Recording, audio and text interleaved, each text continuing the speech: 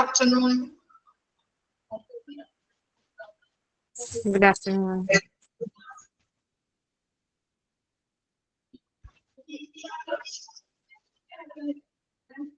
കുട്ടികളെ കുറവാണല്ലോ ഒന്ന്.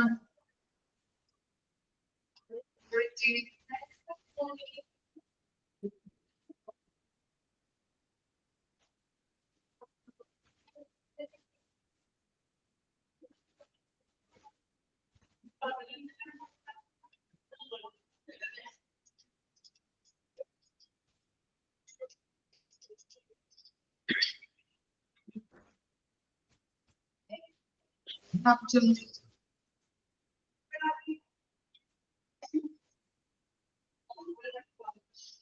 Okay.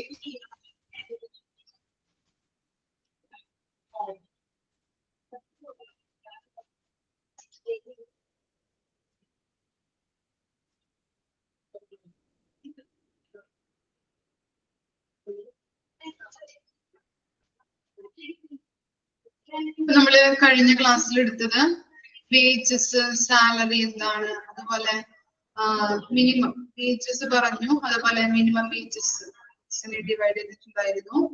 Minimum wages, fire wages, അതുപോലെ എന്താണ് ലിവിംഗ് വേജസ്, ഇതിനെ കുറിച്ചൊക്കെയാണ് നമ്മൾ പറഞ്ഞു നിർത്തിയത്. ഇനി നെക്സ്റ്റ് നമ്മൾ പറയാൻ പോകുന്നത് സാലറി എന്താണെന്നാണ്. എന്താണ് സാലറി നോക്കാം. The term salary refers to remuneration provided to the employees appointed on monthly or annual basis in return for the service rendered. എന്താണ് സാലറി എന്ന് പറഞ്ഞു കഴിഞ്ഞിട്ടുണ്ടെങ്കിൽ, സാലറി എന്ന പദം എന്താണ് ജീവനക്കാർക്ക് നൽകുന്ന സേവനത്തിന് പ്രതിമാസം അല്ലെങ്കിൽ വാർഷിക അടിസ്ഥാനത്തിൽ നൽകുന്ന പ്രതിഫലത്തെ സൂചിപ്പിക്കുന്നു. ഓക്കെ, ഫസ്റ്റ് ലൈൻ അണ്ടർലൈൻ ചെയ്യാം കേട്ടോ, ഇമ്പോർട്ടന്റ് ആണ്.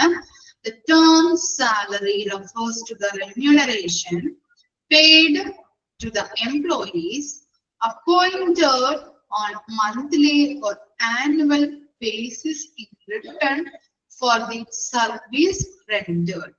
സാലറി എന്ന പദം സൂചിപ്പിക്കുന്നത് ഇതിനെ കുറിച്ചാണ്. എന്തിനാണ് സാലറി എന്ന് പറയുന്നത്? ജീവനക്കാർക്ക് നൽകുന്ന സേവനത്തിന് പ്രതിമാസം അല്ലെങ്കിൽ എന്താണ് മന്ത്ലി അല്ലെങ്കിൽ ആനുവൽ ബേസിസ് അല്ലെ, വാർഷിക അടിസ്ഥാനത്തില് നൽകുന്ന പ്രതിഫലത്തെ സൂചിപ്പിക്കുന്നു. Thus it refers to monthly rate to pay irrespective of the number of hours put in by employees. ഇനി എന്താണ്? അതിനാൽ ജീവനക്കാർ എത്ര മണിക്കൂർ ജോലി ചെയ്താലും പ്രതിമാസ വരുമാനം നിരക്കിനെയാണ് ഇത് സൂചിപ്പിക്കുന്നത്. എത്ര മണിക്കൂർ അവർ ജോലി ചെയ്യുന്നുണ്ടോ അങ്ങനെ ചെയ്തിട്ടുണ്ടെങ്കിലും എത്ര ആ പ്രതിമാസം അവർക്ക് കിട്ടുന്ന ആ വേതനത്തെ, അതിനെയാണ് നമ്മൾ സാലറി എന്ന് സൂചിപ്പിക്കുന്നത്. Thus it refers to monthly rate of pay irrespective of the numbers of hours put in by employees.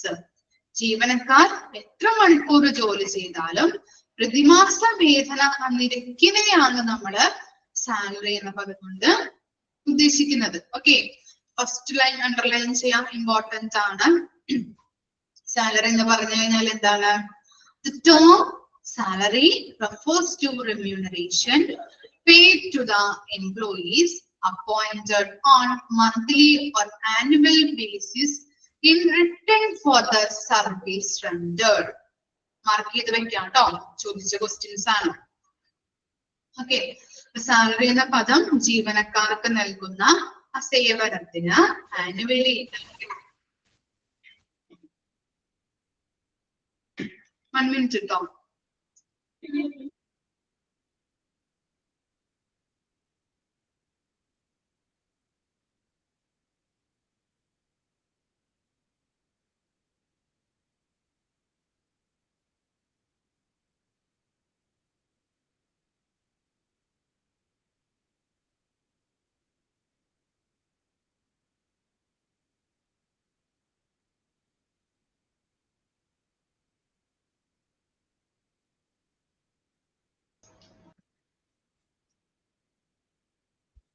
Okay, അപ്പൊ സാലറി എന്ന പദം കൊണ്ട് ഉദ്ദേശിക്കുന്നത് എന്താണ്?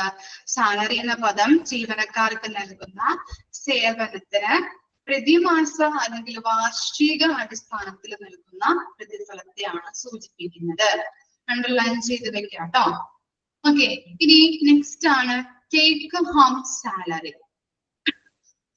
It is the net amount of salary received by an employee after making all the deductions towards the payment of income tax, LIC premium and contribution to PF, etc.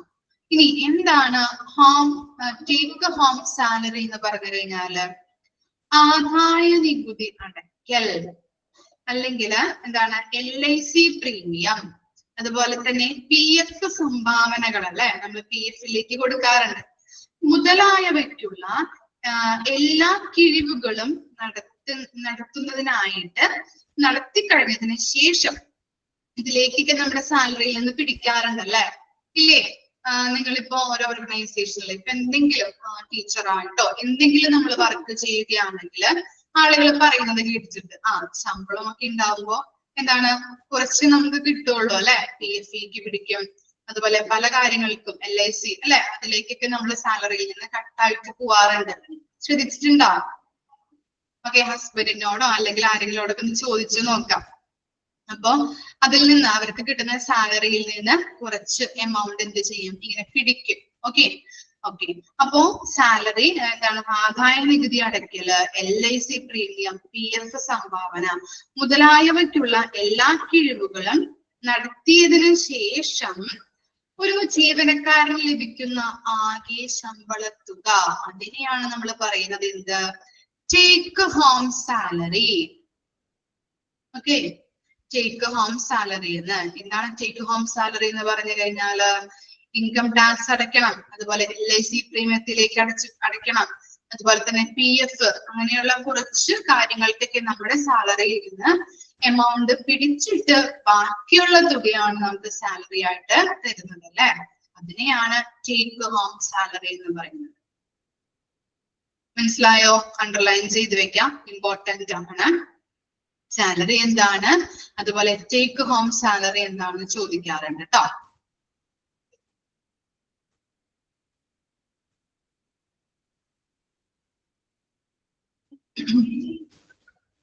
ഒന്ന് വായിച്ചു നോക്കിയ salary എന്താണ്, take home salary എന്താണെന്ന്. ഇനി ആർക്കെങ്കിലും doubt ഉണ്ടെങ്കിൽ ചോദിക്കാവുന്നതാണ് കേട്ടോ. Salary and take home salary വായിച്ചു നോക്കാം. വായിച്ചു കഴിഞ്ഞവര് തമ്പിടാം കേട്ടോ, മനസ്സിലായവര്.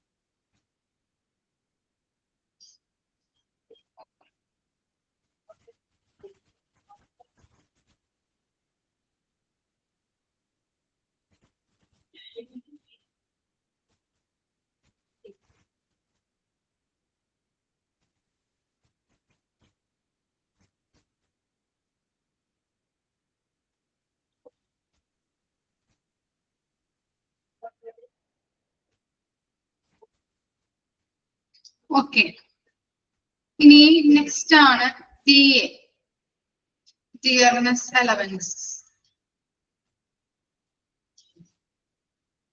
DA full form ആണ് dearness allowances. Dearness allowance. Under Section 3 of the Minimum Wages Act, DA is described as cost of living allowances. Okay, underline ചെയ്തേ. Section 3 അല്ലേ, Minimum Wage Act, Section 3 പ്രകാരം DA നെ describe ചെയ്യുന്നത് എങ്ങനെയാണ്? DA നെ describe ചെയ്യുന്നത് ജീവിത അല്ലെ, കോസ്റ്റ് ഓഫ് ലിവിങ് അലവൻസസ്, ജീവിത ചെലവ് അലവൻസ് എന്ന് പറഞ്ഞുകൊണ്ടാണ് ഈ മിനിമം വേജസ് ആക്ടില് സെക്ഷൻ 3 പ്രകാരം DA നെ ഡിസ്ക്രൈബ് ചെയ്തിരിക്കുന്നത്. അണ്ടർലൈൻ ചെയ്യാം. It is given to protect the real wage of workers during inflation. In India, it has become integral part of the wage system. ഇവിടെ പറയുന്നത് എന്താണ്? ഈ പണപ്പെരുപ്പ സമയത്ത് തൊഴിലാളികളുടെ യഥാർത്ഥ വേതനം സംരക്ഷിക്കുന്നതിന് വേണ്ടിയാണ് ഇത് നിലനിൽക്കുന്നത്. ഓക്കെ, DA എന്ന് പറഞ്ഞാൽ എന്താണ്? പണപ്പെരുപ്പ സമയത്ത് തൊഴിലാളികളുടെ യഥാർത്ഥ വേതനം സംരക്ഷിക്കുന്നതിനാണ് ഇത് നൽകുന്നത്, DA നൽകുന്നത്. അതുപോലെ തന്നെ ഇന്ത്യയില് ഇതൊരു വേതന വ്യവസ്ഥയുടെ അവിഭാജ്യമായിട്ടുള്ള ഒരു ഇന്റഗ്രൽ പാർട്ടായിട്ട് മാറിക്കൊണ്ടിരിക്കുന്നുണ്ട്. ഓക്കെ, വേതന വ്യവസ്ഥയിലെ ഒരു ഇന്റഗ്രൽ പാർട്ടാണ് എന്തെന്ന് പറയുന്നത്, ഈ DA എന്ന് പറയുന്നത്. അപ്പോ ഇന്ത്യയില് ഈ പണപ്പെരുപ്പത്തിന്റെ ആ സമയത്ത് തൊഴിലാളികളുടെ യഥാർത്ഥ വേതനം സംരക്ഷിക്കുന്നതിനാണ് DA നൽകുന്നത്. ക്ലിയർ ആയോ? ഓക്കെ, ഇമ്പോർട്ടന്റ് ആയിട്ടുള്ള ആ ഫസ്റ്റ് പോയിന്റ് ആണ് അണ്ടർലൈൻ ചെയ്യേണ്ടത്. എന്താണ്? മിനിമം വേജസ് ആക്ട് സെക്ഷൻ 3 പ്രകാരം DA നെ എങ്ങനെയാണ് ഡിസ്ക്രൈബ് ചെയ്തിരിക്കുന്നത്? Cost of living allowance. Okay, ഇനി നെക്സ്റ്റ് ജസ്റ്റ് ഒന്ന് മനസ്സിലാക്കിയാൽ മതി. It is given to protect real wages to workers during inflation. പണപ്പെരുപ്പത്തിന്റെ സമയത്ത് തൊഴിലാളികളുടെ യഥാർത്ഥ വേതനം സംരക്ഷിക്കുന്നതിനാണ് DA നൽകുന്നത്. അതുപോലെ തന്നെ എന്താണ്? In India, it has been integral part of wage system. ഇന്ത്യയില് ഈ എന്താണ് വേതന വ്യവസ്ഥയുടെ ഇന്റഗ്രൽ പാർട്ടായിട്ട് മാറിയിരിക്കുന്നതാണ് ഇത് DA എന്ന് പറയുന്നത്. Okay, allowing with DA other allowance like city compensatory allowance, CCA. Expanded form ചോദിക്കാം കേട്ടോ. CCA എന്ന് പറഞ്ഞാൽ എന്താണ്? City compensatory allowance, house rent allowance HRA, house rent allowance, medical allowance MA, medical allowance, education allowance EA, education allowance, convince allowance etcetera also form the part of compensation package. ഇനി ഈ DA യിൽ അടങ്ങിയിരിക്കുന്നത് മറ്റു allowances ഏതൊക്കെയാണ്? DA യുമായിട്ട് ബന്ധപ്പെട്ടത് CCA ഉണ്ട് അല്ലെ, city compensatory allowance, അതുപോലെ തന്നെ ഹൗസ് റെന്റ് അലവൻസ് ഉണ്ട് HRA, MA medical allowance, education allowance EA, convince allowance. ഇത്രയും കാര്യങ്ങളാണ് DA യില് അതിർത്തി ആയിട്ട് വരുന്നത് കേട്ടോ.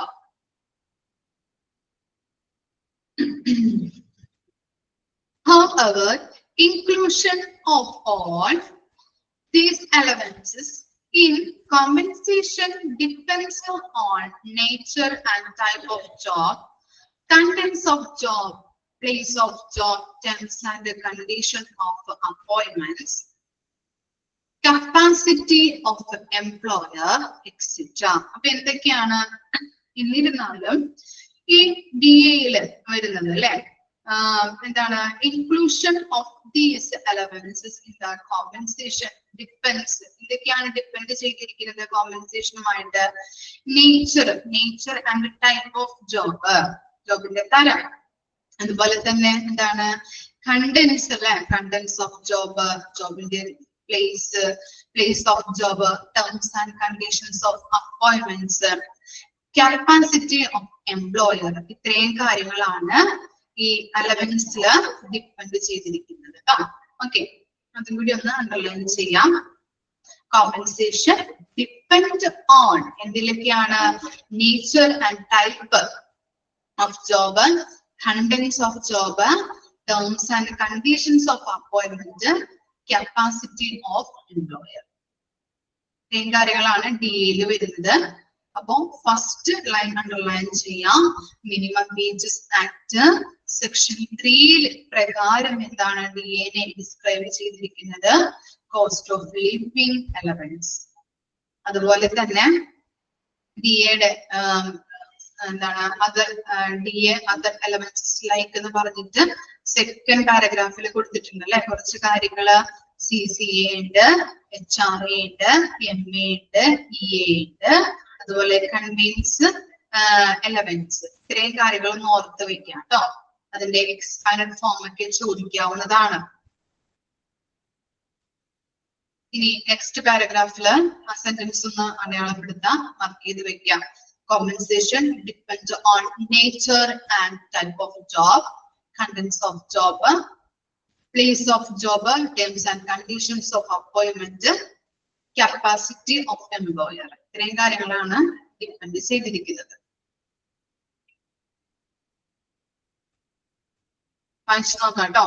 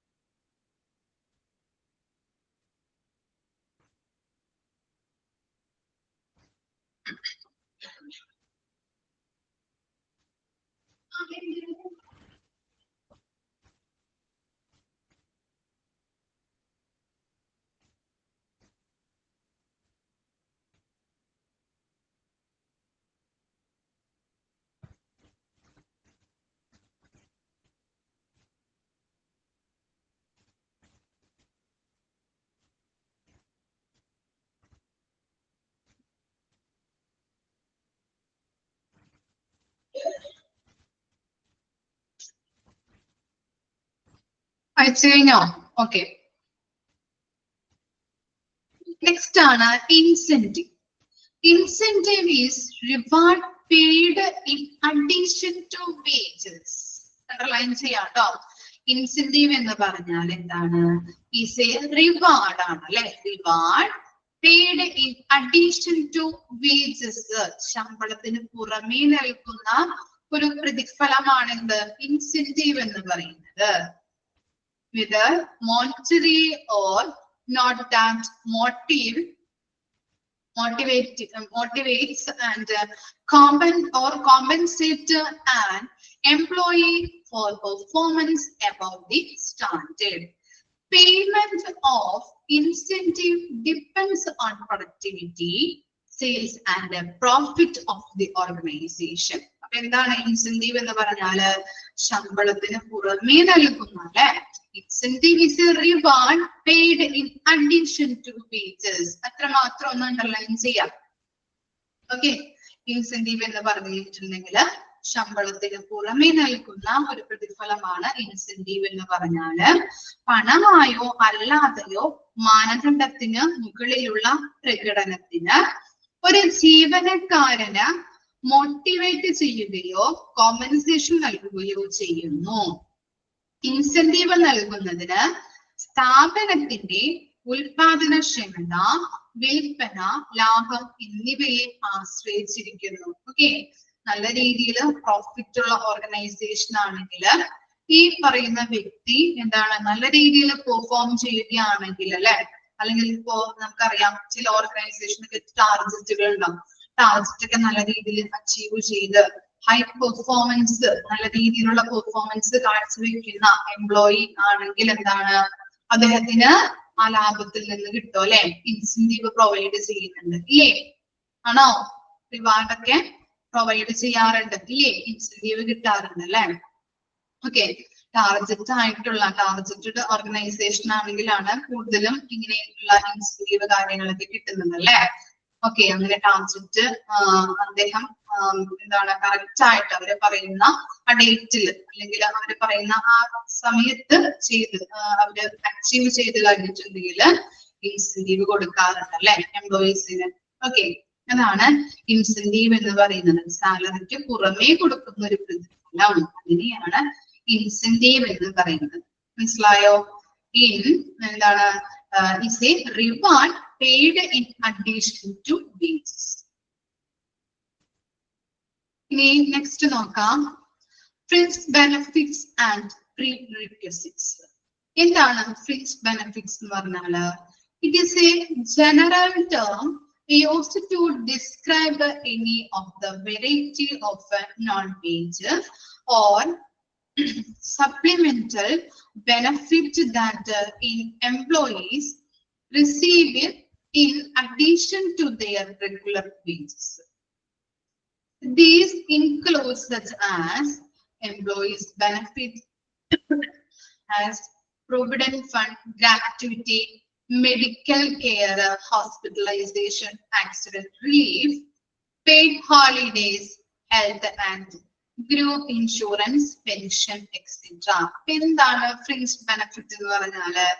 ജീവനക്കാർക്ക് അവരുടെ പതിവ് വേതനത്തിന് പുറമെ ലഭിക്കുന്ന വിവിധ തരം വേതനേതരം അല്ലെങ്കിൽ അനുബന്ധ ആനുകൂല്യങ്ങളെ, അതിനെയാണ് നമ്മൾ പറയുന്നത് എന്ത്? Fringe benefit. ഓക്കെ, ജീവനക്കാർക്ക് പതിവ് വേതനത്തിന് പുറമെ ലഭിക്കുന്ന വിവിധ തരം അനുബന്ധ ആനുകൂല്യങ്ങള്, അതിനെയാണ് നമ്മൾ പറയുന്നത് എന്ത്? Fringe benefit. ഇനി ഏതൊക്കെയാണ് ഫ്രിഞ്ച് ബെനിഫിറ്റ്സിൽ? അങ്ങനെയുള്ള ബെനിഫിറ്റ്സിൽ ഉൾപ്പെടുന്നത് പ്രൊവിഡന്റ് ഫണ്ട്, ഗ്രാറ്റുവിറ്റി ഉണ്ട്, അണ്ടർലൈൻ ചെയ്യാട്ടോ. പ്രൊവിഡന്റ് ഫണ്ട് വരും, ഗ്രാറ്റുവിറ്റി, അതുപോലെ മെഡിക്കൽ കെയർ, ഹോസ്പിറ്റലൈസേഷൻ, പിന്നെന്താണ് ആക്സിഡന്റ് റിലീഫ്, പെയ്ഡ് ഹോളിഡേയ്സിലൊക്കെ സാലറി കൊടുക്കുന്നത്, അതുപോലെ തന്നെ എന്താണ് ഹെൽത്ത് ആൻഡ് ഗ്രൂപ്പ് ഇൻഷുറൻസ് വരും, പെൻഷൻ, ഇതൊക്കെ ഫ്രിഞ്ച് ബെനിഫിറ്റിൽ വരുന്നതാണ്. അപ്പൊ ജീവനക്കാരന് അവരുടെ ആ പതിവ് വേതനത്തിന് പുറമെ ലഭിക്കുന്ന എന്താണ് അനുബന്ധമായിട്ടുള്ള ആനുകൂല്യങ്ങൾ, അതിനെയാണ് നമ്മൾ പറയുന്നത് ഫ്രിഞ്ച് ബെനിഫിറ്റ്. ഏതൊക്കെ വരുന്നുള്ളത് അണ്ടർലൈൻ ചെയ്ത് വെക്കാം, ചോദിച്ചു കഴിഞ്ഞിട്ടുണ്ടെങ്കിൽ എഴുതേണ്ടതാണ്. ഇനി നെക്സ്റ്റ് ആണ് പ്രീറിക്വിസിറ്റ്സ്. അതിനെ പറയുന്ന മറ്റൊരു പേരാണ് എന്ത്? എന്താ പേര്? Perk. Okay, prerequisites also called perk. Underline ചെയ്തേ.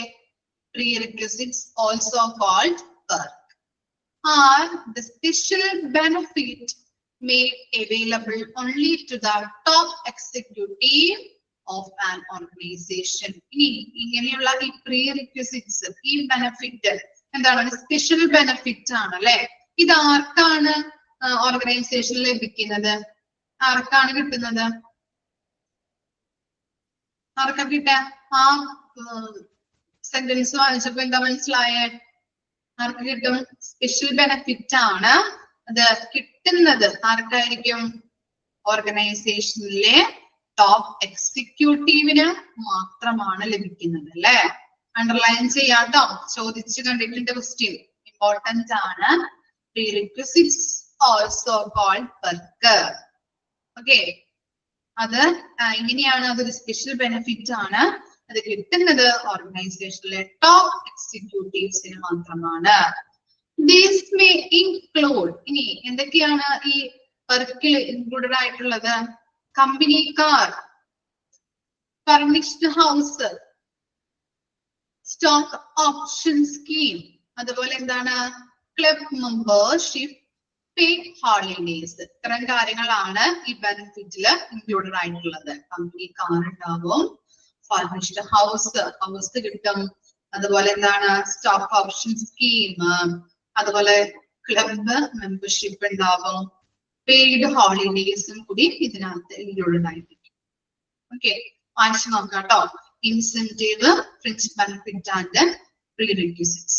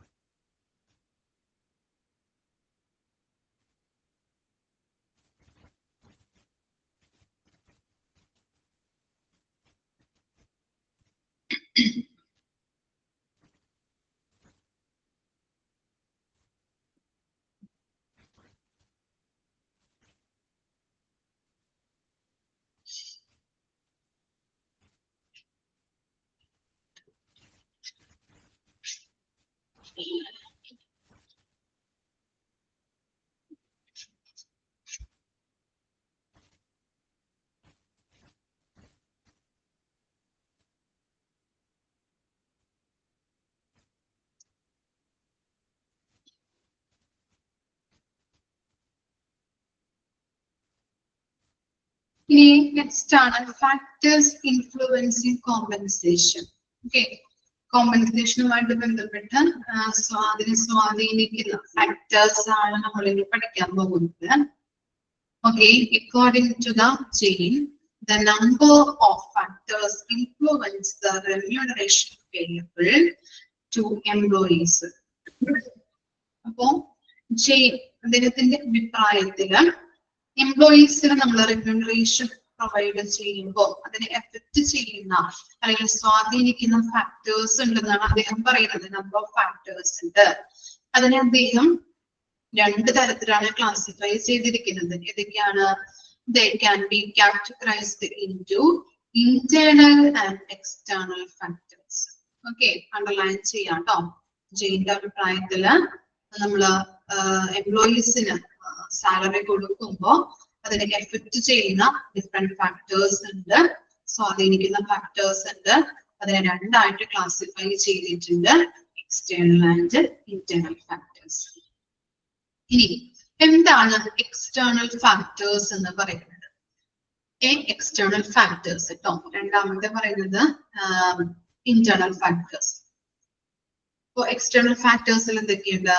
Following are external factors which influence the compensation. First one പറയുന്നത് labor market, cost of living, labor unions, union influence in on compensation decisions, labor laws, society, the economy.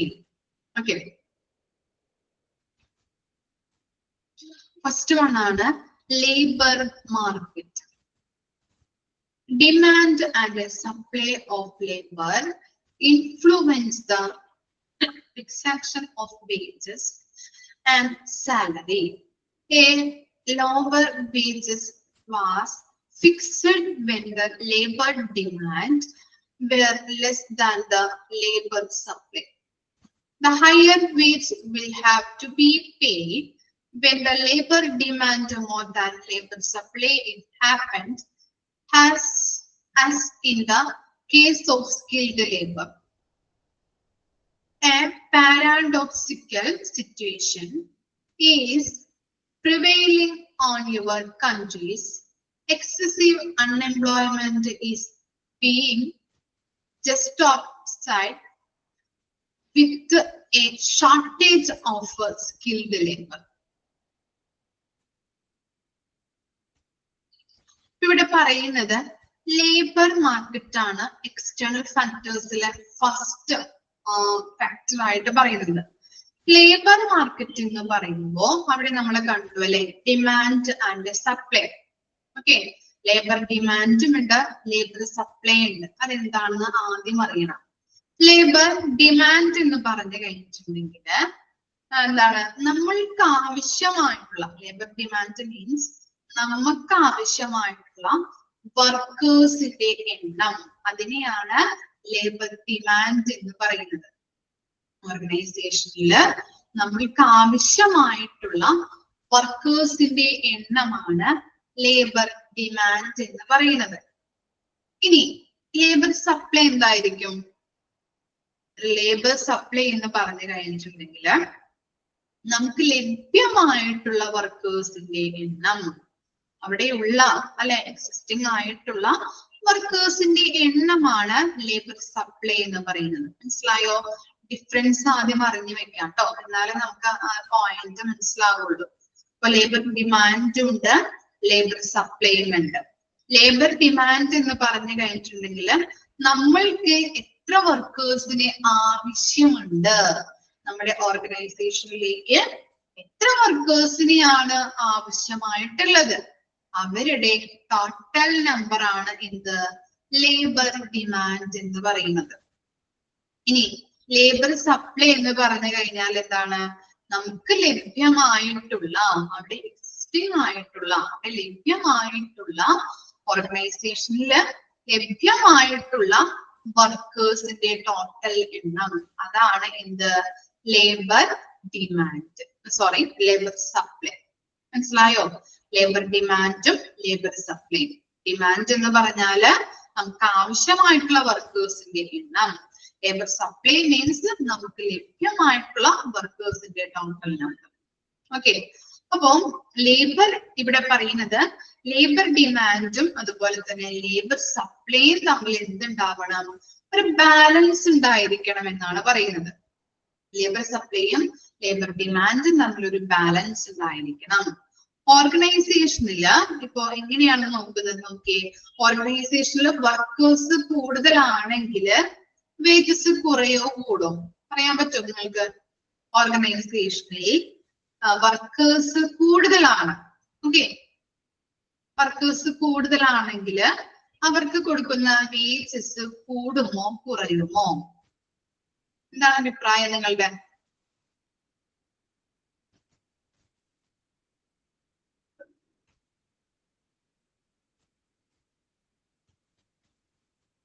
കൂടോ കുറയോ? എന്താണ്?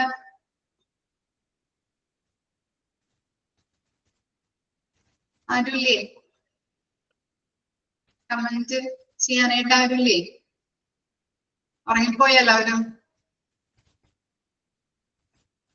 ഓർഗനൈസേഷനില് workers കൂടുതലാണെങ്കിൽ ഒന്ന് ഓർത്തു നോക്കി, ഓർഗനൈസേഷനിൽ workers കൂടുതലാണെങ്കിൽ, സ്റ്റാഫുകൾ കൂടുതലാണെങ്കിൽ അവിടെ അവർക്ക് കൊടുക്കുന്ന വേജസ്, സാലറി കൂടുമോ കുറയുമോ? ഇതാണ് എന്റെ ചോദ്യം.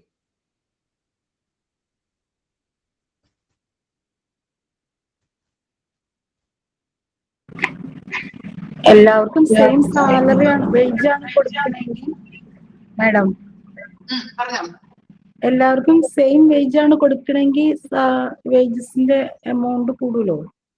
ഇനിയിപ്പോ ഉള്ള വേജിൽ കുറച്ചിട്ട് ഡിവൈഡ് ചെയ്താ കൊടുക്കണമെങ്കിൽ എമൗണ്ട് കുറയും. ഓക്കെ, അപ്പോ ഇവിടെ പറയുന്നത് എന്താണെന്ന് വെച്ച് കഴിഞ്ഞാല് ഓർഗനൈസേഷന് വർക്കേഴ്സ് കൂടുതലാണ്, അതുപോലെ തന്നെ ജോബ് കുറവും ആണെങ്കിൽ എന്തായിരിക്കും? ജോലി കുറവും ഓർഗനൈസേഷനിൽ കൂടുതൽ വർക്കേഴ്സും ആണെങ്കിൽ അവർക്ക് കൊടുക്കുന്ന സാലറി എന്തായിരിക്കും? കുറയും, ഇല്ലേ? ഓക്കെ, അതുപോലെ തന്നെ ജോബ് കൂടുതലും വർക്കേഴ്സ് എന്താണ് വർക്ക് കൂടുതലുമാണെങ്കിൽ എന്തായിരിക്കും? വർക്ക് കൂടുതലാണെങ്കിൽ ജോബ് കൂടുതലാണെങ്കിൽ വർക്കേഴ്സ് കുറവും ജോബ് കൂടുതലുമാണെങ്കിൽ എന്താണ്? അവിടെ കുറച്ച് വർക്കേഴ്സ് ഉള്ളൂ, അവർ നന്നായിട്ട് ജോലി ചെയ്യുന്നുണ്ട്. അപ്പൊ അവർക്ക് എന്ത് കൊടുക്കണം? കൂടുതൽ നമ്മൾ ശമ്പളം കൊടുക്കണം, അല്ലെ? അതാണ് അവിടെ പറയുന്നത്. മനസ്സിലായോ കൺസെപ്റ്റ്? ഓർഗനൈസേഷനില് ഓർഗനൈസേഷനില് കൂടുതൽ വർക്കേഴ്സ് ഉണ്ട്, ജോലി കുറവാണെങ്കിൽ അവർക്ക് കൊടുക്കുന്ന ശമ്പളം കുറയും. ഓക്കെ, ഇങ്ങനെ നേരെ ഓപ്പോസിറ്റ് ചിന്തിച്ചു നോക്കിയേ. കൂടുതൽ ജോലിയും കുറവ് വർക്കേഴ്സും ഉണ്ടെങ്കിൽ അവർക്ക് കൊടുക്കുന്ന വേജ് അല്ലെങ്കിൽ സാലറി എന്ന് പറയുന്നത് കൂടുതലായിരിക്കും. മനസ്സിലായോ? ഓക്കെ, അപ്പോ നമ്മൾ പഠിച്ചത് എന്താണ്? ലേബർ ഡിമാൻഡ്, അതുപോലെ തന്നെ ലേബർ സപ്ലൈ എന്താണ്? ലേബർ ഡിമാൻഡ് എന്ന് പറഞ്ഞാല് നമ്മൾക്ക് ആവശ്യമായിട്ടുള്ള വർക്കേഴ്സിന്റെ എണ്ണം.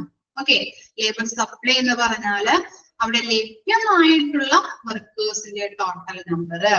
അതുപോലെ തന്നെ അവിടെ പറഞ്ഞു ലേബർ ഡിമാൻഡും ലേബർ സപ്ലൈയും തമ്മിൽ ഒരു ബാലൻസ് ഉണ്ടായിരിക്കണം. ഇനി ഇവിടെ പറയുന്നത് അവിടെ ഒരു ലാസ്റ്റ് പോയിന്റിൽ കൊടുത്തിട്ടുണ്ട്. എന്താണ്? നമ്മുടെ കൺട്രി അല്ലെ, ഇന്ത്യയില് നമ്മുടെ കൺട്രിയില് എന്താണ്? അൺഎംപ്ലോയ്മെന്റ് കൂടുതലാണ്. അതുപോലെ തന്നെ നമ്മുടെ എന്താണ് കൺട്രീസിൽ എന്താണ്? അൺഎംപ്ലോയ്മെന്റ് കൂടുതലും അതുപോലെ തന്നെ സ്കിൽഡ് ആയിട്ടുള്ള ലേബർ കുറവുമാണ്, അല്ലെ? അതാണ് നമ്മുടെ കൺട്രി ഇന്ത്യയില് നല്ല രീതിയിൽ എന്താണ് സക്സസ് ആവാത്തതിന്റെ കാരണം, അല്ലെ? സ്കിൽഡ് ആയിട്ടുള്ള ലേബേഴ്സിന്റെ ഷോർട്ടേജും ഉണ്ട്, അൺഎംപ്ലോയ്മെന്റ് കൂടുതലുമാണ്. ഓക്കെ, ഇനി എന്താണ്? ഇപ്പൊ ലേബർ മാർക്കറ്റ് കഴിഞ്ഞു. ഇനി എന്താണ്? Cost of living. Cost of living എന്ന് പറഞ്ഞാൽ എന്താണ്? Next in important to the labour market is the cost of living. Next factor ആണ് ഇത് കോസ്റ്റ് ഓഫ് ലിവിങ് എന്ന് പറയുന്നത്, അല്ലെ? നെക്സ്റ്റ് ഇമ്പോർട്ടന്റ് ഫാക്ടർ ആണ്. This matter is criterion during periods of rising prices, but it is forgotten when prices are stable or falling. When the cost of living is rise, and it required to be remunerated by payment of dearness allowance, basic pay to continue uninterrupted. ഇവിടെ പറയുന്നത് എന്താണ്? Cost of living എന്ന് പറഞ്ഞു കഴിഞ്ഞാൽ എന്താണ്? Cost of living increase ചെയ്യുമ്പോൾ എംപ്ലോയീസിന് ശമ്പളമോ വേതനമോ നിശ്ചയിക്കുമ്പോൾ അത് പരിഗണിക്കേണ്ടത് ആവശ്യമാണ്, അല്ലെ? നമ്മളെ ജീവിത ചെലവ് നമുക്കറിയാം. ജീവിത ചെലവ് ഇപ്പോൾ എന്താണ്? ഇപ്പോഴത്തെ സാഹചര്യത്തിലൊക്കെ കൂടിക്കൊണ്ട് വരികയാണ്, അല്ലെ? നമ്മൾക്ക് കിട്ടുന്ന ശമ്പളം എന്ന് പറയുന്നത് എന്താണ്? വളരെ തുച്ഛമാണ്. അപ്പോ ശമ്പളം നമ്മുടെ ഓർഗനൈസേഷനില് എംപ്ലോയീസിന് ശമ്പളം നിശ്ചയിക്കുമ്പോൾ ആ കോസ്റ്റ് നമ്മുടെ ജീവിത ചെലവും കൂടി പരിഗണിച്ചുകൊണ്ട് വേണം എന്ത് നിശ്ചയിക്കാനായിട്ട്? ആ ശമ്പളം നിശ്ചയിക്കാനായിട്ട്. ഇത് അത്യാവശ്യമാണെന്നാണ് പറയുന്നത്. ഇനി എന്താണ്? ജീവിത ചെലവ് നികത്തുന്നതിനുള്ള ഒരു സംവിധാനമാണ് എന്തെന്ന് പറയുന്നത്? Dearness allowance. ഓക്കെ, DA എന്ന് പറയുന്നത് എന്താണ്? ജീവിത ചെലവ് നികത്തുന്നതിനുള്ള ഒരു സംവിധാനമാണ്. ഓക്കെ, അതുപോലെ തന്നെ എന്താണ്? മാന്യമായ ജീവിത നിലവാരം തടസ്സമില്ലാതെ തുടരുന്നതിന് അടിസ്ഥാന ശമ്പളം ക്രമീകരിക്കുകയോ DAക്കൊപ്പം ചേർക്കുകയോ ചെയ്യണം. നല്ല രീതിയിൽ നമുക്കറിയാം, ഞാൻ പറഞ്ഞു കോസ്റ്റ് ഓഫ് ലിവിങ് ഇൻക്രീസ് ചെയ്യുമ്പോൾ അതിനനുസരിച്ച് നമ്മൾ ഓർഗനൈസേഷനിൽ എന്ത് ചെയ്യണം? ഓരോ എംപ്ലോയീസിനും ശമ്പളം അതനുസരിച്ച് ഒരു എന്താണ്? ഒരു ബാലൻസ് ചെയ്ത് കൊണ്ടുപോകണം, അല്ലെ? നമുക്ക് ജീവിത ചെലവ് ഒട്ടും കൂടാനും പാടില്ല, അല്ലെങ്കിൽ അത് നമുക്ക് നല്ല രീതിയിൽ ജീവിക്കാനായിട്ടുള്ള ആവശ്യമായിട്ടുള്ള ശമ്പളം ആവശ്യമാണ് അല്ലെ. അപ്പൊ അങ്ങനെയുള്ള ആ കോസ്റ്റ് നമ്മൾ നികത്താനായിട്ട് നമുക്ക് അങ്ങനെയുള്ള ശമ്പളമായിരിക്കണം ഓർഗനൈസേഷന് ലഭിക്കേണ്ടത്. അപ്പൊ അതനുസരിച്ച് ഓരോ എംപ്ലോയീസും നിശ്ചയിക്കേണ്ടത് ആവശ്യമാണ് അല്ലെ. അതുപോലെ തന്നെ നമ്മുടെ ജീവിത ചിലവ് നികത്താനായിട്ടുള്ള ഒരു സംവിധാനത്തെയാണ് നമ്മുടെ DNS അലവൻസ് എന്ന് പറയുന്നത്. അതുകൊണ്ട് തന്നെ എന്താണ്, നല്ല ഒരു തടസ്സമില്ലാത്തൊരു ജീവിതം നയിക്കുന്നതിന് വേണ്ടതായിട്ട് എന്ത് ചെയ്യണം, ശമ്പളം ക്രമീകരിക്കുകയോ ഒന്നല്ലെങ്കിൽ കൂട്ടിക്കൊടുക്കുക, അല്ലെങ്കിൽ എന്താണ് DA ഒപ്പം ചേർക്കുകയും വേണം. ശമ്പളത്തോടൊപ്പം DA കൂടിയും ചേർക്കണം. മനസ്സിലായോ? ഓക്കെ, അതാണ് കോസ്റ്റ് ഓഫ് ലിവിംഗിൽ പറയുന്നത്. 2 പോയിന്റ് ആണ്. ജസ്റ്റ് ഒന്ന് വായിച്ചു നോക്കിയേ, ലേബർ മാർക്കറ്റും and cost of living.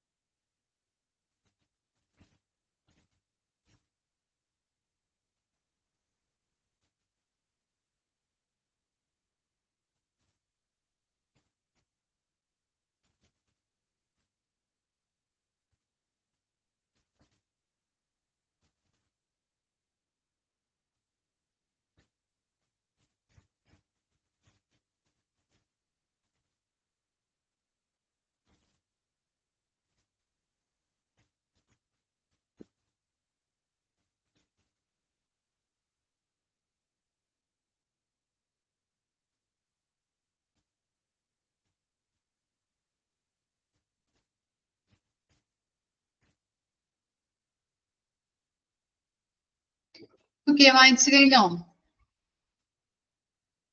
Okay, ഇനി നെക്സ്റ്റ് ആണ് labour unions. Presence or absence of labor organization often determine the substantial wages paid to the employees. Employers of non-unionized organization enjoy the liberty of fixed wages and salaries as they want. Because of large-scale unemployment, these employers hire workers at little or even less than legal minimum wages. An individual non-unionized company may pay more to its employees if they want to discourage them from forming one. The employees of strongly unionized companies to have no freedom in fixation of wages and salary. They are forced to vintage the pressure of labor representative in revision and determination of pay scale. അപ്പൊ എന്താണ് labour union എന്ന് പറഞ്ഞാൽ നമുക്കറിയാം അല്ലെ, ഓരോ കമ്പനീസിലും ഓരോ ഓർഗനൈസേഷനിലൊക്കെ unions ഉണ്ടാവാറുണ്ടല്ലേ, labour union ഇല്ലേ? നിങ്ങളിപ്പോ സിനിമയിലൊക്കെ കണ്ടിട്ടില്ലേ ഇങ്ങനെ ശമ്പളം കിട്ടാത്തവരൊക്കെ സമരം ചെയ്യുന്നത്? ഇല്ല, കണ്ടിട്ടില്ല, ആരും സിനിമ കാണാറില്ല, കണ്ടിട്ടില്ലേ? ഉള്ള സിനിമയിലൊക്കെ ഇങ്ങനെ സമരം ചെയ്യുന്നത് കമ്പനീസില്. ഓക്കെ, അപ്പോ ഈ ലേബർ യൂണിയൻ ഉള്ള കമ്പനീസ് ആണെങ്കിൽ എന്താണ്, എംപ്ലോയീസിന് അർഹിക്കപ്പെട്ട സാലറി കിട്ടും. മനസ്സിലായോ? ലേബർ യൂണിയൻ ഉള്ള കമ്പനി ആണെങ്കിൽ, ലേബർ യൂണിയൻ എന്ന് പറഞ്ഞാൽ എന്താണ്, ഈ എംപ്ലോയീസിന് അർഹമായിട്ടുള്ള സാലറി കിട്ടാനായിട്ട് അവര് പ്രോത്സാഹിപ്പിക്കുന്നുണ്ട്. അങ്ങനെ പല കാര്യങ്ങളും ചെയ്യുന്നതാണ് എന്ത് ലേബർ യൂണിയൻ എന്ന് പറയുന്നത്. സാലറിയുമായിട്ട് ബന്ധപ്പെട്ട അവർക്ക് കിട്ടുന്ന ബെനഫിറ്റ് കിട്ടാനായിട്ടുള്ള ഒരു ഇതാണ് എന്ത് യൂണിയൻ ആണ് ലേബർ യൂണിയൻ എന്ന് പറയുന്നത്. അപ്പോ അങ്ങനെ ഓർഗനൈസേഷനിലൊക്കെ ഇങ്ങനെ ലേബർ യൂണിയൻ ഉള്ള കമ്പനി ആണെങ്കിൽ, അങ്ങനെയുള്ള ഓർഗനൈസേഷൻ ആണെങ്കിൽ എംപ്ലോയീസിന് അർഹിക്കപ്പെട്ട സാലറി ലഭിക്കാനായിട്ട് ഇടവരുന്നുണ്ട്. ഓക്കെ, അപ്പോ അങ്ങനെയുള്ള കമ്പനീസ് ആണെങ്കിൽ അർഹിക്കപ്പെട്ട സാലറി കിട്ടും. അതുപോലെ തന്നെ നോൺ യൂണിയനൈസ്ഡ് ഓർഗനൈസേഷൻ ആണെങ്കിൽ എന്താണ്, ലേബർ യൂണിയൻ ഇല്ലാത്ത കമ്പനീസ് ഉണ്ടെങ്കിൽ അത് ആർക്കാണ്, ഈ എംപ്ലോയർ ആണ് അല്ലെ എംപ്ലോയീസിന് സാലറി കൊടുക്കുന്നത്, തൊഴിലുടമ. അപ്പോ അവർക്ക് ഇഷ്ടമുള്ള രീതിയിൽ സാലറി ഫിക്സ് ചെയ്തുകൊണ്ട് അവർക്ക് ഇഷ്ടമുള്ള രീതിയിൽ വേജസ് കൊടുക്കാനായിട്ട് ഇടവരുന്നുണ്ട്. നോൺ യൂണിയനൈസ്ഡ് ഓർഗനൈസേഷൻ ആണെങ്കിൽ, ലേബർ യൂണിയൻ ഇല്ലാത്ത കമ്പനീസ് ഒക്കെ ആണെങ്കിൽ എംപ്ലോയർക്ക് ഇഷ്ടമുള്ള രീതിയിലും എംപ്ലോയർക്ക് സ്വാതന്ത്ര്യം, ഫ്രീഡവും ഉണ്ട് കൊടുക്കാനായിട്ട്. അവർക്ക് ഇഷ്ടമുള്ള രീതിയിൽ അവർക്ക് ചൂസ് ചെയ്യുന്ന രീതിയിലുള്ള ഫ്രീഡവും എന്തുണ്ട്, ഇവർക്ക് ഇഷ്ടമുള്ള രീതിയിൽ കൊടുക്കാനായിട്ടുള്ള ഫ്രീഡവും എംപ്ലോയർക്ക് ഉണ്ട്. മനസ്സിലായോ? നോൺ യൂണിയനൈസ്ഡ് ഓർഗനൈസേഷൻ ആണെങ്കിൽ. ഇനി യൂണിയൻ ഉള്ള കമ്പനി ആണെങ്കിലോ, ലേബർ യൂണിയൻ ഉള്ള കമ്പനി ആണെങ്കിൽ അവർക്ക് അർഹമായിട്ടുള്ള സാലറി, എംപ്ലോയീസിന് അർഹമായിട്ടുള്ള സാലറി കിട്ടാനായിട്ട് ഇടവരുന്നുണ്ട്. മനസ്സിലായോ? അത്രയും പറയുന്നുള്ളൂ അതിനകത്ത്, അത്രയും മനസ്സിലാക്കിയാൽ മതി. അറിയാവുന്ന കാര്യങ്ങളൊക്കെ തന്നെയല്ലേ? ഓക്കെ, ഇനി നെക്സ്റ്റ് ആണ് union influence the compensation decision. Unions and labour relation law also influence the compensation decision. The various labor legislations and court decisions were legitimized the labor movement. അപ്പൊ എന്താണ് non union influenced on compensation decision എന്ന് പറഞ്ഞാല് ഇത്രയും ഉള്ളൂ. തൊഴിലാളികളുടെ അവകാശങ്ങളും താല്പര്യങ്ങളും പ്രോത്സാഹിപ്പിക്കുന്നതിനുള്ള ഒരു ചട്ടക്കൂട് സ്ഥാപിക്കാനായിട്ട് ഈ നിയമങ്ങളും തീരുമാനങ്ങളും സഹായിക്കുന്നുണ്ട്. അവരുടെ ഇഷ്ടമനുസരിച്ച് അവരുടെ അവകാശങ്ങൾ അല്ലെ, സാലറിയുമായിട്ട് ചില കമ്പനീസ് ഒക്കെ എന്ത് ചെയ്യും, കറക്റ്റ് ആയിട്ട് സാലറി കൊടുക്കാത്ത കമ്പനീസ് ഒക്കെ ഉണ്ടാവും അല്ലെ. അപ്പോ ഈ നിയമങ്ങൾ വഴി അല്ലെ, നിയമങ്ങൾ അനുസരിച്ചും റൂൾസ് ആൻഡ് റെഗുലേഷൻസ് അനുസരിച്ചും കൊടുക്കാൻ ബാധ്യസ്ഥരാണ്. അപ്പൊ നിയമങ്ങളും എംപ്ലോയീസിനെ സഹായിക്കുന്നുണ്ട് കോമ്പൻസേഷൻ ലഭിക്കാൻ വേണ്ടിയിട്ട് അല്ലെ, നല്ല രീതിയിലുള്ള അവർക്ക് അർഹമായിട്ടുള്ള സാലറി ലഭിക്കാനായിട്ട് ഈ നിയമങ്ങള്, ലെജിസ്ലേഷൻ എന്ന് പറഞ്ഞാൽ എന്താണ്, നിയമനിർമ്മാണം. അപ്പോ അങ്ങനെയുള്ള കോർട്ടായാലും അതുപോലെ തന്നെ ഈ നിയമങ്ങളായിട്ടുണ്ടെങ്കിലും ലേബേഴ്സിനെ സപ്പോർട്ട് ചെയ്യുന്നുണ്ടെന്നാണ് പറയുന്നത്. ക്ലിയർ ആയോ?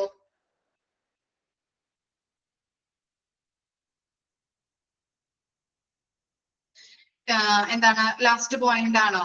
Union influence on compensation decision എന്ന് പറഞ്ഞു കഴിഞ്ഞിട്ടുണ്ടെങ്കിൽ ചില കമ്പനീസ് ഒക്കെ ചിലപ്പോ എന്താണ് കറക്റ്റ് ഡേറ്റിനോ അല്ലെങ്കിൽ മാസം കറക്റ്റ് മന്തിലൊക്കെ സാലറി കൊടുക്കാത്തവരുണ്ടാവും. ഇപ്പൊ ചിലപ്പോ 2 മാസം കൂടി അല്ലെങ്കിൽ രണ്ടാമത്തെ ഇപ്പൊ ഫസ്റ്റ് മാസം കൊടുക്കില്ല, രണ്ടാമത്തെ മാസത്തിന്റെ പകുതിയൊക്കെ ആകുമ്പോഴായിരിക്കും അവര് സാലറി കൊടുക്കുന്നത്.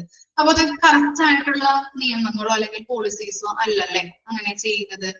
എന്താണ് അവന് ആ മാസത്തെ അർഹിക്കുന്ന പണം അവന് കൃത്യമായിട്ടുള്ള ഡേറ്റില് ടൈമില് കിട്ടണം ഇല്ലേ?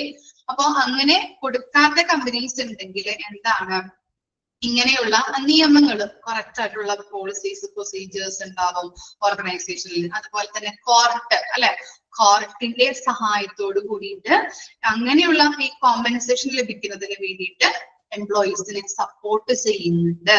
ആ നിയമങ്ങളായിട്ടുണ്ടെങ്കിലും കറക്റ്റ് ആയിട്ടുള്ള കോർട്ടിന്റെ തീരുമാനങ്ങൾ, ചിലവർക്ക് എന്താണ് കോർട്ടിൽ പോയിട്ട് അങ്ങനെ കംപ്ലൈന്റ് കൊടുക്കാം, അല്ലെങ്കിൽ എന്താണ് ഈ കമ്പനീസിൽ തന്നെ ഉണ്ടാവും ഇങ്ങനെയുള്ള കാര്യങ്ങൾ ചെയ്യാനായിട്ട്. അപ്പൊ അങ്ങനെയുള്ള കാര്യങ്ങൾ ചെയ്യാൻ കറക്റ്റ് ആയിട്ടുള്ള ആ സാലറി കിട്ടുന്നതിന് വേണ്ടിയിട്ട് അവനെ സപ്പോർട്ട് ചെയ്യുന്ന നിയമനിർമ്മാണങ്ങളും അതുപോലെ തന്നെ നിയമങ്ങളായാലും തീരുമാനങ്ങൾ എടുക്കാനായിട്ടും കറക്റ്റ് ആയിട്ട് സഹായിക്കുന്നുണ്ടെന്നാണ് പറയുന്നത്.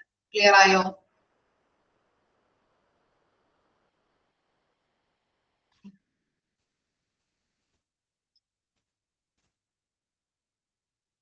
ഓക്കെ, അപ്പൊ ഇത്രയും വരെ മിസ് എടുക്കുന്നുള്ളൂ. ഇനി കുറച്ച് ഭാഗം കൂടി ഉള്ളൂ നമുക്ക് ഈ ചാപ്റ്റർ കംപ്ലീറ്റ് ആവാനായിട്ട്.